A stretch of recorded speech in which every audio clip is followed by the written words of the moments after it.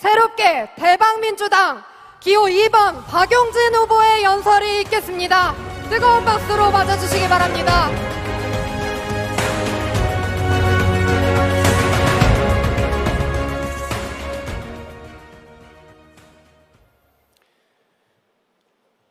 우리 민주당은 어디서 왔고 어디로 가고 있습니까? 그래서 이번 전당대회에서는 무엇을 함께 이야기하고 결론을 만들어가야 합니까? 저는 그것을 우리 민주당이 나갈 노선에 대한 이야기라고 말씀드립니다. 다들 아시는 사람, 2018년에 충남 태안 화력발전소에서 노동자 김용균 처참하게 돌아가셨습니다. 그에게 주어진 산재보상금 1억 3천만 원입니다.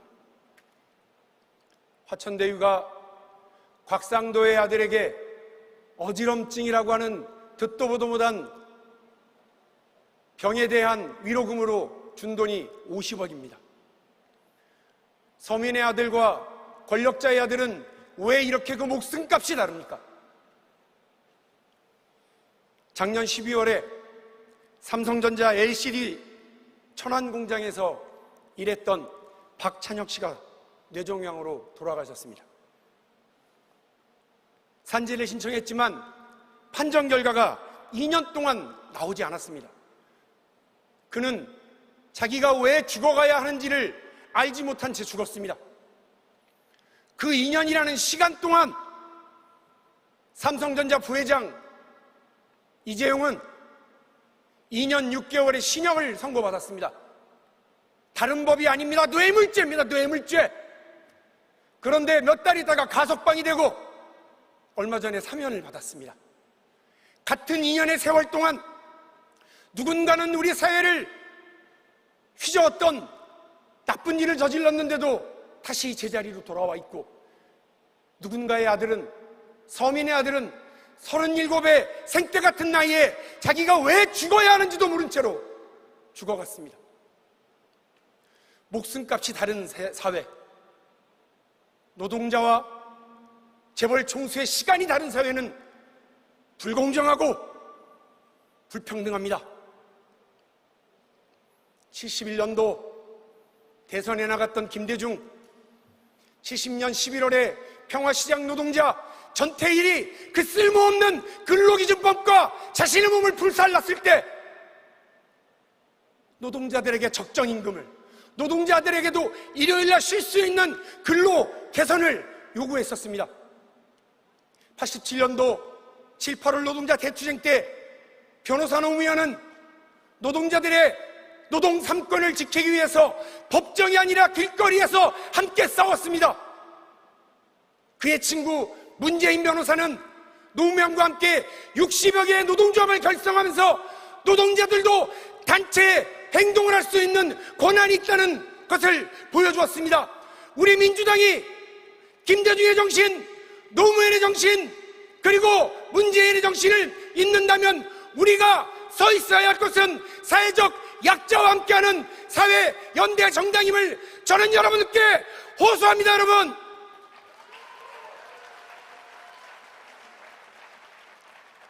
민주당이 지난 5년 동안 혹시나 서민들에게, 중산층에게, 청년들에게 희망을 주기는커녕 좌절을 주고 배신감을 느끼게 했던 것은 아닌지 우리가 스스로를 돌아봐야 할 시점입니다.